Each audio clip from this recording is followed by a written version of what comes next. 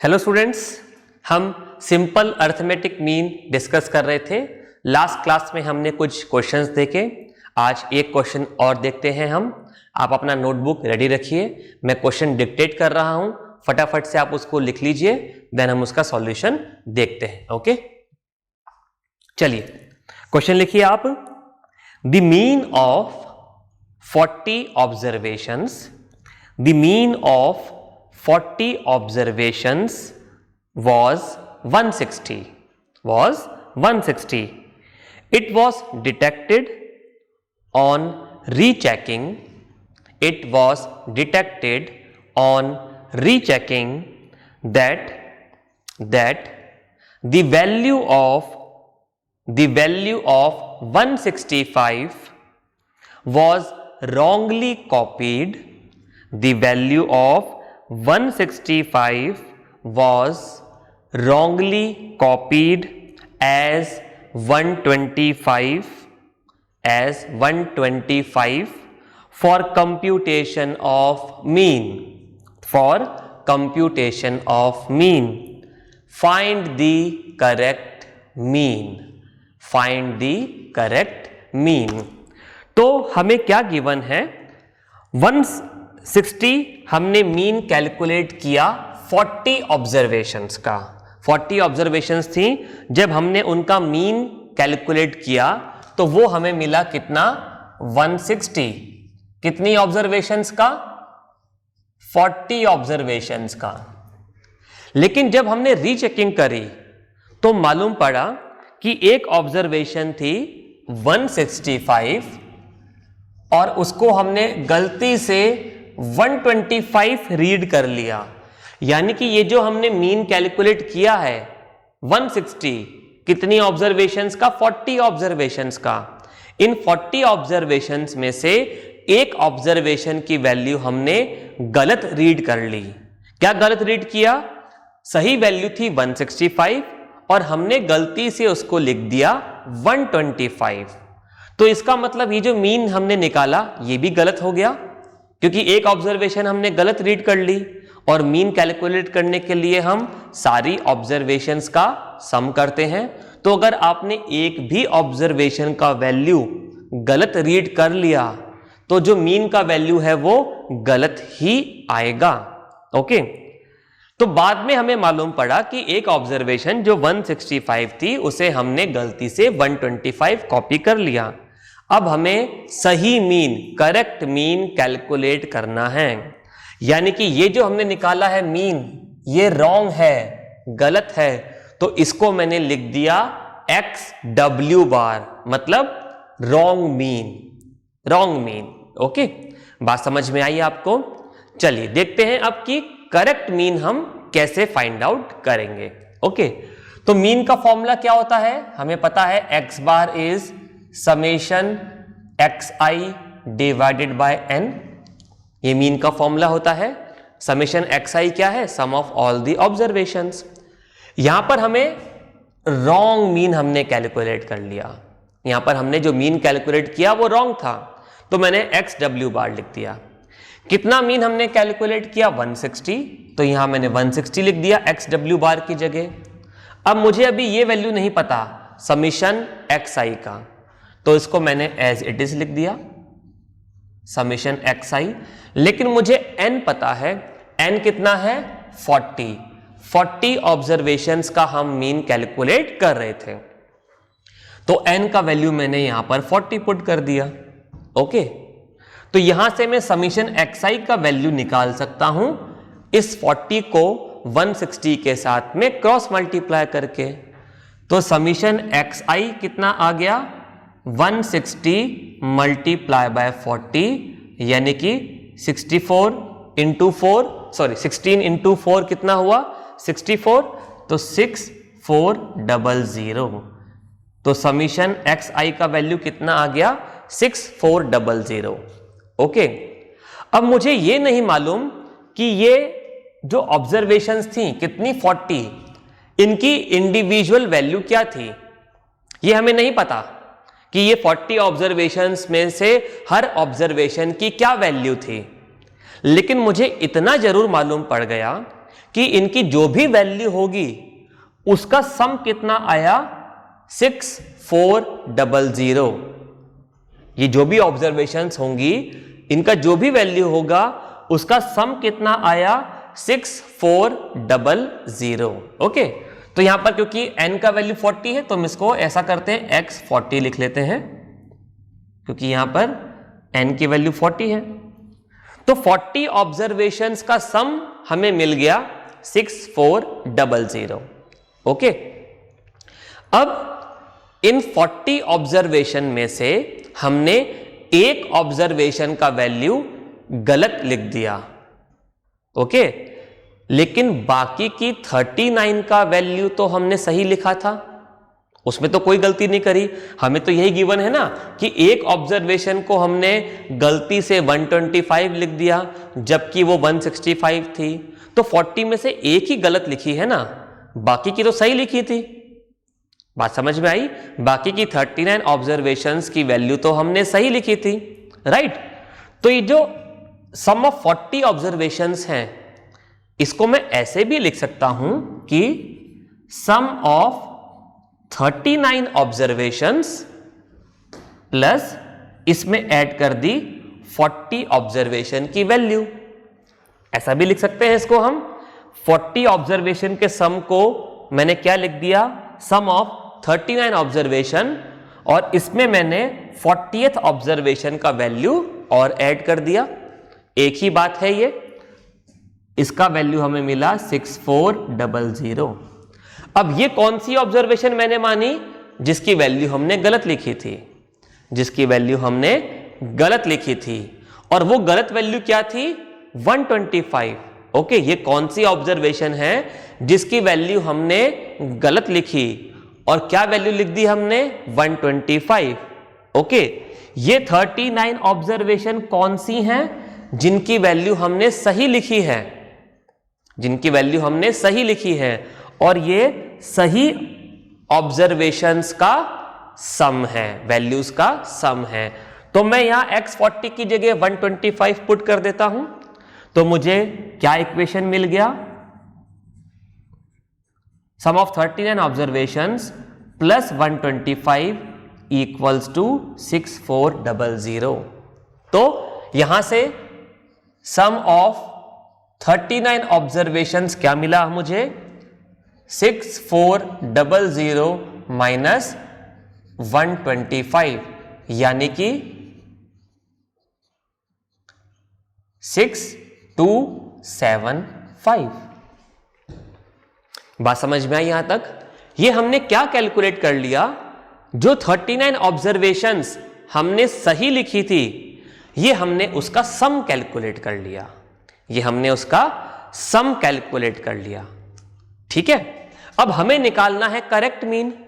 Okay, तो correct mean को मैंने लिख दिया x c bar, correct mean. Okay, x c bar क्या होगा, वो sum of 40 observations divided by n, n कितना है 40।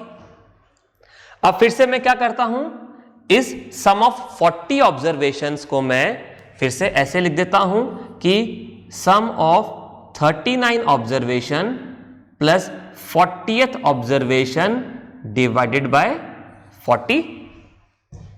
ओके, अब ये 39 ऑब्जर्वेशंस का सम कौन सा है, वो 39 ऑब्जर्वेशंस जो हमने सही लिखी थी, और उनका सम तो हमने कैलकुलेट कर लिया, कितना, 6275। तो इसकी जगह हम लिख देते हैं 6275। और ये कौन सी ऑब्जर्वेशन है जो हमने गलत लिख दी थी, और उसकी सही वैल्यू क्या थी, हम क्या कैलकुलेट कर रहे हैं, करेक्ट मीन। तो इस ऑब्जर्वेशन की करेक्ट वैल्यू क्या थी, 165। तो ये मैंने इसमें ऐड कर दिया 165 डिवाइडेड बाय 40।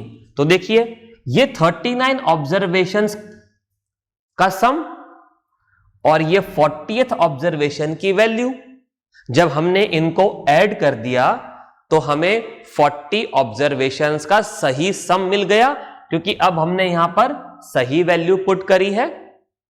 बात क्लियर है?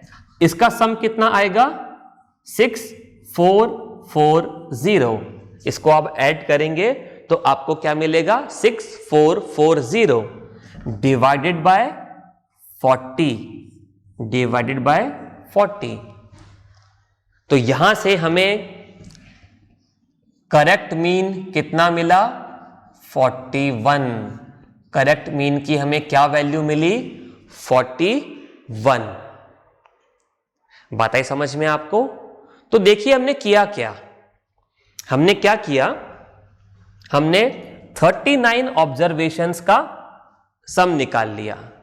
ओके, समेशन x 39 बार, समेशन x 39 कैसे निकाला? ये जो हमें 40 ऑब्जर्वेशंस का सम मिला था 6400, देखिए हमने क्या किया, इस 40 ऑब्जर्वेशन के रॉन्ग समेशन में से क्या माइनस कर दिया 125 माइनस कर दिया। ये 6400 क्या था, ये 40 ऑब्जर्वेशंस का रॉन्ग सम था। ओके, तो मैं इसको ऐसा लिखता हूं, थोड़ा सा स्पेस कम पड़ेगा। ओके, यहां लिख देते हैं समेशन x 40। ओके, इसमें से मैंने क्या माइनस किया, यहां पर रॉन्ग वैल्यू। क्या माइनस किया, रॉन्ग वैल्यू, तो माइनस रॉन्ग वैल्यू। ठीक है, तो क्या मिला 6275, माइनस करने पर यह मिला। और इस 6275 में मैंने यहां पर क्या ऐड कर दिया, ये देखिए करेक्ट वैल्यू। ये 6275 में क्या ऐड कर दिया, करेक्ट वैल्यू। तो यहां पर मैं लिख देता हूं प्लस करेक्ट वैल्यू। तो ऐसा करने से मुझे क्या मिल गया, 40 ऑब्जर्वेशंस का सही सम मिल गया। 40 ऑब्जर्वेशंस का सही सम मिल गया। और इसको डिवाइड किससे कर दिया, इस वैल्यू को डिवाइड किससे कर दिया 40, यानी कि n से, जो हमें n की वैल्यू गिवन है। तो ये हमें क्या मिल गया, करेक्ट मीन। क्या मिल गया हमें, करेक्ट मीन। तो ये एक जनरलाइज्ड फॉर्मूला बन गया कि correct mean equals to sum of all the observations जो रॉन्ग है। ओके, वो हमें ऐसे मिला, हमने मीन को नंबर ऑफ ऑब्जर्वेशन से मल्टीप्लाई कर दिया, रॉन्ग मीन को। इसमें से हमने माइनस कर दिया रॉन्ग वैल्यू, और फिर हमने प्लस कर दिया करेक्ट वैल्यू, और डिवाइड कर दिया नंबर ऑफ ऑब्जर्वेशन से। तो ये हमें करेक्ट मीन का वैल्यू मिल गया। ओके, आप इसको नोट कर लीजिए, देन हम आगे बढ़ते हैं।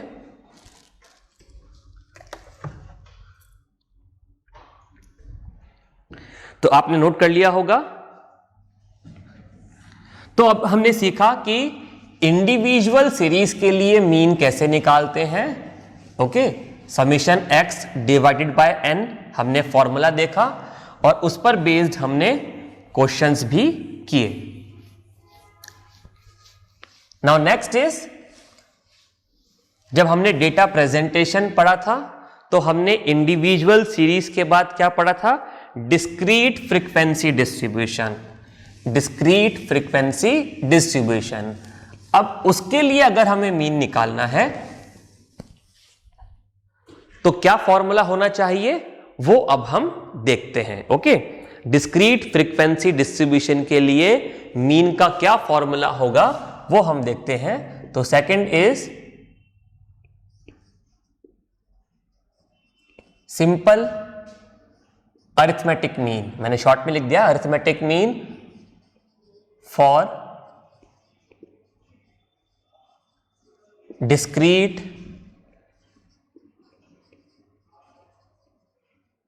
Frequency distribution. ओके, तो डिस्क्रीट फ्रीक्वेंसी डिस्ट्रीब्यूशन क्या था, रिकॉल कीजिए। जब कुछ वैल्यूज रिपीट हो रही हैं, ओके, जो हमें डेटा गिवन है, सीरीज गिवन है, अगर उसमें कुछ वैल्यूज रिपीट हो रही हैं तो हम रिपीटेड वैल्यूज को एक ही बार लिखते हैं, लेकिन उसके सामने फ्रीक्वेंसी कॉलम में नंबर ऑफ रिपीटिशन यानी कि फ्रीक्वेंसी लिख देते हैं। ओके, तो ये था डिस्क्रीट फ्रीक्वेंसी डिस्ट्रीब्यूशन। अब इसके लिए हमें मीन निकालना है। मैंने आपको बताया था कि मीन का तो भाई एक ही कॉन्सेप्ट है। मीन क्या है? Sum of all the observations divided by number of observations. Okay, mean का तो एक ही कॉन्सेप्ट है, it is sum of all the observations divided by number of observations. अब डिस्क्रीट फ्रीक्वेंसी डिस्ट्रीब्यूशन में क्या फॉर्मूला हमारे पास आना चाहिए, जिसका मतलब क्या होना चाहिए? जिसका मतलब यही होना चाहिए, sum of all the observations divided by number of observations. तो हम इसको समझते हैं। फॉर्मूला लिखने से पहले हम समझते हैं कि वो फॉर्मूला आएगा कैसे। ठीक है, चलिए मैं यहां पर कुछ वैल्यूज लिख देता हूं अभी, जैसे 26, 26, 26, 18, 18, 23, 23, 23, 23। ये एक इंडिविजुअल सीरीज है क्योंकि सारी वैल्यूज अलग अलग हमने लिख दी। यहां पर मैंने आपसे बोला कि इनका मीन निकालो, तो आप इनका मीन कैसे निकालोगे? x bar equals to 26 plus 26 plus 26 plus 18 plus 18 plus 23 23 23 23 divided by कितनी ऑब्जर्वेशन है? 1 2 3 4 5 6 7 8 9। एक और ले लेते हैं, चलो एक और बार 23 लिख लिया, 10 हो गई, तो डिवाइडेड बाय 10 हो गया। ठीक है, अब देखिए हमारे पास क्या लिखा है। ये हमारे पास लिखा है 26 प्लस 26 प्लस 26। तो क्या मैं इसको ऐसे लिख सकता हूं कि 26 मल्टीप्लाई बाय 3 लिख सकते हैं? अगर हम 26 को 3 टाइम्स ऐड कर रहे हैं तो हम इसको 26 इंटू 3 भी लिख सकते हैं। ठीक है, फिर लिखा है 18 प्लस 18, तो इसको मैं 18 मल्टीप्लाई बाय 2 भी लिख सकता हूं, बात एक ही है। फिर 23 को हम 5 टाइम्स ऐड कर रहे हैं, तो मैं इसको 23 मल्टीप्लाई बाय 5 भी लिख सकता हूं। Okay, divided by 10। ये 10 कैसे आया? ये था नंबर ऑफ ऑब्जर्वेशंस। अब ये 3 क्या है? ये 3 क्या बता रहा है कि 26 वैल्यू कितनी टाइम्स रिपीट हो रही है। ये 2 क्या बता रहा है कि 18 वैल्यू कितने टाइम्स रिपीट हो रही है। और 23 क्या ये 5 क्या बता रहा है कि 23 वैल्यू कितने टाइम्स रिपीट हो रही है। ओके, तो देखिए 3 प्लस 2 प्लस 5 10। ये क्या बता रही थी वैल्यूज कि जो इनके साथ वैल्यू लिखी हैं वो कितने टाइम्स रिपीट हो रही हैं। तो ये 10 को मैं ऐसे भी लिख सकता हूं, 3 प्लस 2 प्लस 5, 10 हो गया। ओके, तो देखिए ये क्या लिखा है अब हमारे सामने बोर्ड पर। इसको मैं मान लेता हूं x1, ठीक है, इसको मैं मान लेता हूं x2। ओके, और इस वैल्यू को मैंने मान लिया x3, राइट। ये 3 क्या है? इस 26 की फ्रीक्वेंसी, यानी कि number of times 26 value is repeating. तो 3 क्या है? रिपीटेशन क्या होता है? फ्रीक्वेंसी होती है। तो इसको मैं बोल देता हूं f1, इसको मैं बोल देता हूं f2, और इसको मैंने बोल दिया f3। तो ऐसे ही नीचे क्या लिखा हुआ है? f1, f2, f3। ओके, तो देखिए मेरे पास अब फॉर्मूला क्या बन गया। अब मेरे पास में फॉर्मूला बन गया x बार का, x1 इंटू F1। ओके, तो x1 इंटू F1 लिखें या F1 इंटू x1 लिखें, एक ही बात है। तो मैं इसको F1 x1 okay plus F2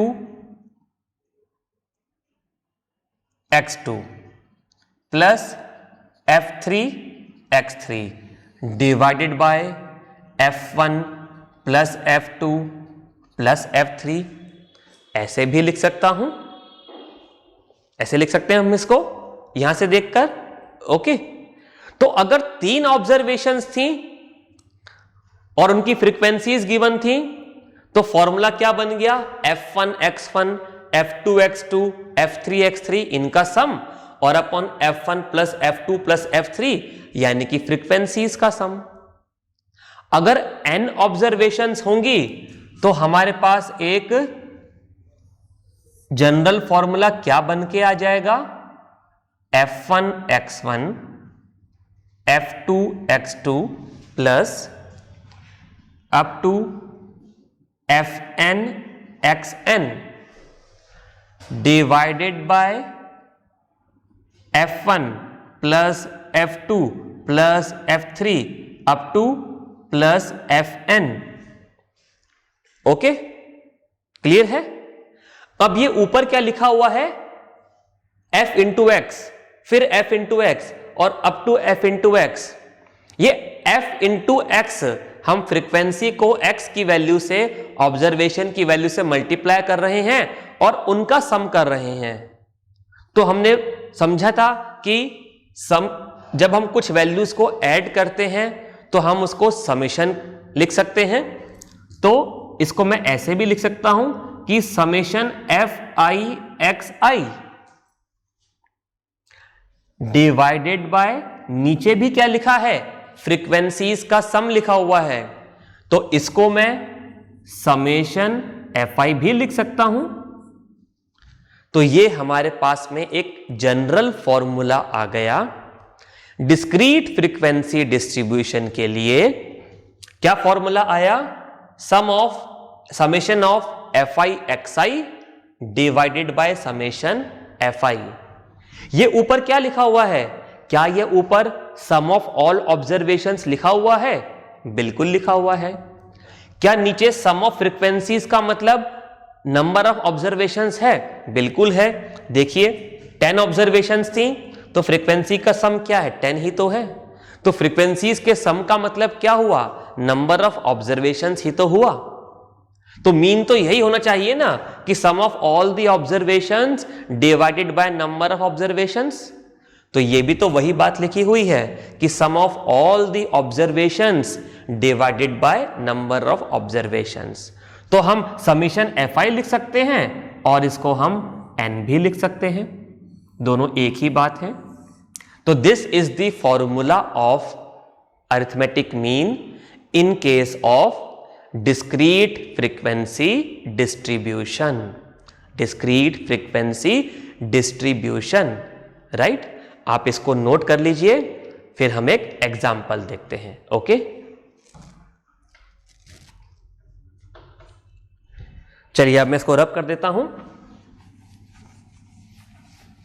और इस पर बेस्ड हम एक एग्जाम्पल देखते हैं।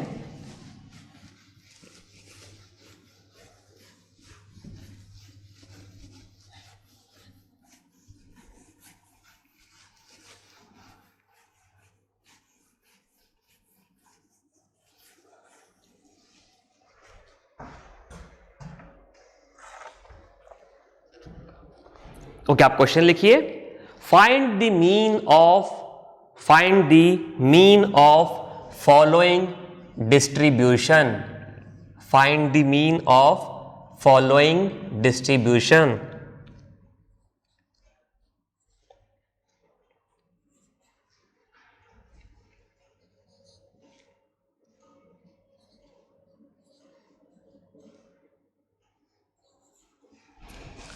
तो देखिए ये हमें डिस्क्रीट फ्रीक्वेंसी डिस्ट्रीब्यूशन गिवन है। ओके, क्योंकि हमें x की कुछ वैल्यूज गिवन है और उनके सामने उनका फ्रीक्वेंसीज यानी कि रिपीटेशन गिवन है। तो ये एक डिस्क्रीट फ्रीक्वेंसी डिस्ट्रीब्यूशन है, बिल्कुल है। मीन हमें इसका कैलकुलेट करना है। ओके, तो मीन कैलकुलेट करने के लिए हमारे पास में फॉर्मूला क्या था? फॉर्मूला है हमारे पास में x bar equals to summation F I x I divided by summation F I और n, दोनों एक ही बात है। तो क्या करना है? सबसे पहले फ्रीक्वेंसीज की वैल्यू को x की वैल्यू से मल्टीप्लाई करना है। तो हम एफ आई एक्स आई की वैल्यूज निकाल लेते हैं। तो क्या करेंगे? इस x की वैल्यू को इसकी फ्रीक्वेंसी से, देन हर x की वैल्यू को for every value of x we will multiply it with the corresponding value of frequency. तो 4 into 5 20, 5 into 10 50, 9 into 10 90, 10 into 7 70, 15 into 8 120। तो इस तरीके से x की वैल्यूज को कॉरस्पॉन्डिंग फ्रीक्वेंसीज की वैल्यू से मल्टीप्लाई करके हमने एफ आई एक्स आई की वैल्यूज निकाल ली। हमें क्या चाहिए? समेशन एफ आई एक्स आई। तो यानी कि हमें इन वैल्यूज को ऐड करना है, तो हम इनको ऐड कर देते हैं। और हमें क्या चाहिए? Summation F I, number of observations.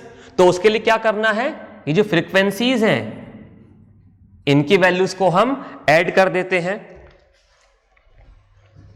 तो इन वैल्यूज को आप ऐड करेंगे तो हमें मिलेगा 360 और इन वैल्यूज को हम ऐड करेंगे तो 10 + 10 20, 20 एंड 15 35 एंड 5 40। तो हमें नंबर ऑफ ऑब्जर्वेशंस कितने मिले? 40। तो हमने समीशन एफ आई एक्स आई भी कैलकुलेट कर लिया, समीशन एफ आई भी कैलकुलेट कर लिया। अब हम इन वैल्यूज को फॉर्मूला में पुट कर देते हैं। तो mean x bar will be 360 divided by 40, यानी कि मीन का वैल्यू हमें मिल गया यहां पर 9। क्या वैल्यू मिला हमें? 9। ओके, सो इस तरीके से हमने डिस्क्रीट फ्रीक्वेंसी डिस्ट्रीब्यूशन के लिए मीन का वैल्यू, अरिथमेटिक मीन का वैल्यू कैलकुलेट किया। फॉर्मूला क्या था? Summation F I x I divided by summation F I, और इसका भी मतलब वही है, sum of all the observations divided by number of observations. कोई डाउट है आप वीडियो को फिर से देखिए या अपने टीचर से डाउट्स पूछिए। Okay, bye.